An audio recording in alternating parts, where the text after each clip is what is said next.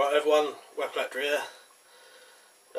Andy, old Doberman 74, tagged me in a video. I don't know when he tagged me, it was a while ago, and I bet he can't even remember tagging me now. For a video, knives that started it all, you know, started you collecting, so, you know, he tagged me, so I was going to do the video. So, the only thing is, I haven't got any of the original knives that started me collecting. I started collecting when I was about, I don't know, about eight, yeah. So I'll go over those. I haven't got none of the original knives I used to have, but I used to have. I'll show you some pictures of them.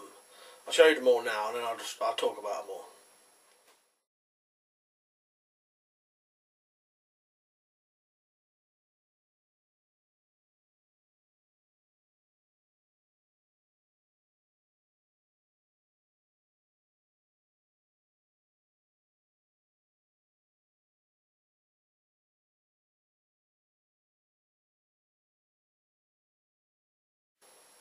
Yeah, so that was the pictures. There was the Opinel #2. I got that when I was about 10, I think, or 12, from France. The butterfly knife, it was actually better than the one shown. The one I had finger grooves and a Bowie style blade that had it had a saw back on it. The deer's foot knife, that was one of the best knives I ever had. An old Lee L. Pilk, he still sends me links saying they're for sale and I could never buy them, so I never got the money. That one come from Minehead. We went on holiday in Minehead when I was about 10 or something, and my dad got us them. But what he did to make it safe, because they was razor sharp, he ground off the tip and made them less sharp so we didn't hurt ourselves.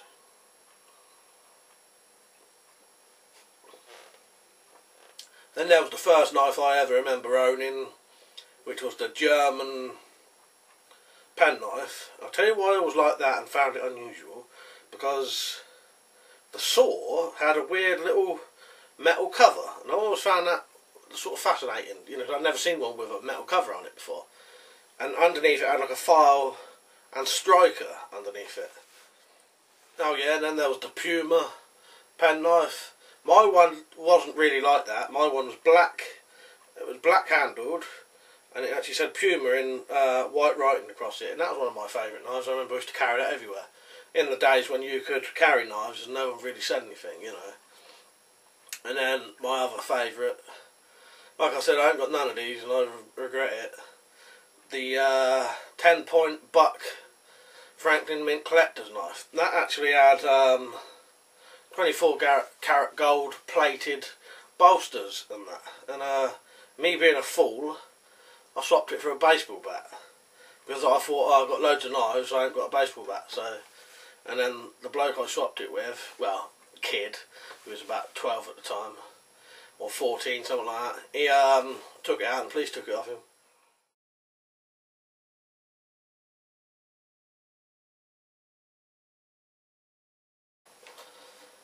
Yeah, the 10-point buck knife, very nice knife, 24 karat gold plated bolsters, and I got it for free. It'd make you laugh, because it was in the old days when they, magazines used to have advertisements in the back from Franklin Mint saying they used to do plates and that collector stuff, and what you do, you get it first and you pay later. And me being about 10 at the time, just thought, I'm having that. So I sent off for it, you know, didn't even have to put a stamp on it, it was free post and everything. And the knife came, and you know, I'm not going to have to pay for it, am I? I was 10 at the time. So they used to send letters to my mum and dad saying, you know, you want the money. I don't know if they ever paid for it in the end. I'm sure, I think I asked them recently and they said they didn't. The people just gave up sending letters in the end. And the butterfly knife. There's a story behind that one as well. These are why I wish I had these things, you know, because they was quite funny. That butterfly knife got me in a lot of shit one day. Me and my cousin went out stealing car badges. I think I must have been about 12 or something. He must have been about 10. and we went nicking car badges. We was just about to get this badge off of a Toyota, and the alarm went off. And I think at the time my cousin had the knife in his hand at the time. Well, I wouldn't have done this, but the alarm went off. He just dropped the knife and started running. So we hid in the school, and I can remember sitting in the school for about half an hour, you know, in the grounds of the school, not inside the building, but inside the grounds of the school, trying to be as quiet as possible in case we'd been followed. I remember sitting in this bush, trying to, you know, when you're trying to stop yourself breathing heavily so no one can hear you. And then we waited for what I thought was about half an hour. Might not have been, you know, you can't really tell, can you? We then went back out to, I wanted my butterfly knife, you know, I love that knife. And it wasn't there, so we carried on walking towards my house, and the police came. And this is the first time me and my cousin spent a night in the police cells. Yeah, I was 12 and he was about 10. And we had to spend the whole night in the police station. Because this was about 3 o'clock in the morning. They was going to take us home. They got us in the back of the car, and we was about 100 metres away from my house, when this fucking twat came riding along on his push bike, waving at the police, stopped them, and I could see him pointing at us. When the policeman came back, he said, "You two are under arrest for trying to steal a car." And we couldn't believe it, you know, 2 little kids. Yeah, and they fucking locked us up for the rest of the night. And I remember being in the police station. David was, my cousin Dave, he was quite upset being quite little. I wasn't really fazed by it. I remember having my dinner in the morning. Not dinner, you know, having my breakfast in the morning. And it was sausage, beans, and I can't remember what you have with it. I think it's just that. It's just like sausage, beans and that all in one thing, you know, like an all-day breakfast thing. And your cup of tea. Being interviewed, and funny thing, his mum told him to deny it all, and I just sort of admitted it. You know, we was 10 and 12, you're not going to get in trouble for anything, you know what I mean? Yeah, and then the next day I had to go around showing them where all the car badges was that I'd nicked, and gave them back car badges. That was it, nothing ever happened, no fines, nothing, you know, it's just one of them things. That's what wasn't worth denying it, you know what I mean? So yeah, that was the butterfly knife. Right, so that was the first knives I ever owned, and they would be the knives that started it all. But these ones I've got now are some of the earliest knives I've got, and they contributed to collecting as well. So first one I'll show you is my dad's Fairbairn Sykes fighting knife, which I always used to see this lying around the house, and I always wanted it. And then eventually, when I got to about 18, I finally did just take it, you know, 'cause it was always just lying in a cupboard anyway, or, you know, in a drawer. So I thought, you know, I found out there was good knives, you know, before I just thought it was a nice looking dagger. You know, when I found out they were actually decent knives, proper, you know, collector's pieces really, I thought, I'm having that. You know, he didn't mind, he just chucked it in the drawer anyway. So, yeah, Fairbairn Sykes fighting knife, that's one of them that started it off.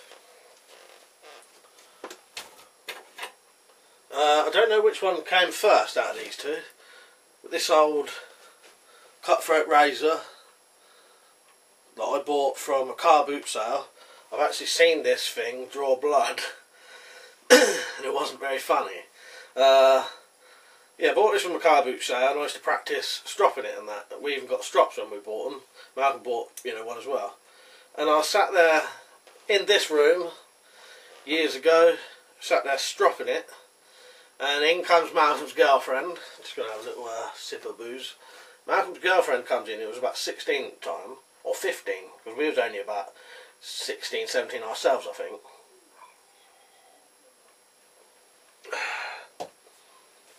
His girlfriend comes down, sits next to me, and says, "Oh, you know, I stood there stropping it." She says, "Oh, what are you doing?" Obviously, never seen anyone stropping a knife before. And I go, "Oh, just sharpening it." She says, "Let's have a look."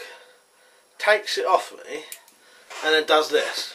Not with this bit though, so I'm obviously not going to do it.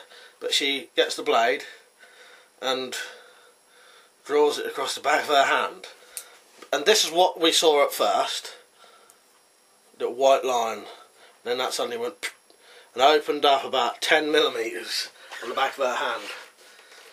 And yeah, it started pissing out blood, and I made her go to the bathroom, and well, we found it funny, but she didn't anyway. But yeah, so this is actually drawn human blood.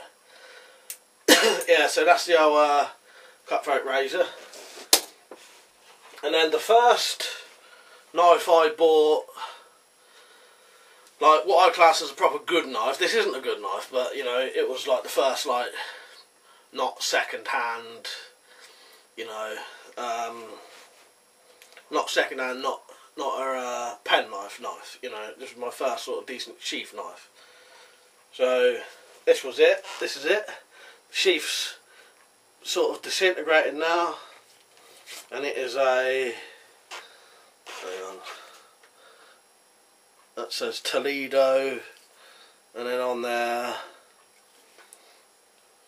Muelle, made in Spain, inox.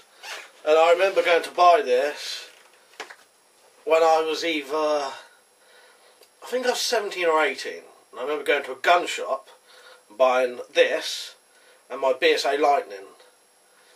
I've still got the BSA Lightning now, so the BSA Lightning must be nearly 16 years old. So is this knife. So yeah, this would have been one of the, this would probably be truly the beginning of my actual buying knives myself, collecting. You know, all the other ones were bought for me, but this was the very first knife I bought for myself. And I bought it on, like I said, my 16th or 17th birthday, possibly 18th. I tried engraving my name. You can't see it, but I put my initials in there. I originally did that to stop me and Mal from getting mixed up, because we had the exact same knives. But yeah, I still like that now. It's still quite a nice knife. Yeah, so that was it. That was my knives that started it all. I may put some of these pictures of these on my blog. Link will be down in the more info section if you want to check that out. I don't know if I'll tag anyone else. If I do, I'll add. There'll be some writing next. If not, feel free to. And I'll tell you who I'll tag. I'll tag Valley Survivor, and weapons and stuff. You two can do it for me. So yeah, I'll tag you two. So I want to see your knives, the knives that started it all off for you collecting. Alright, hope you enjoyed the video. See you later.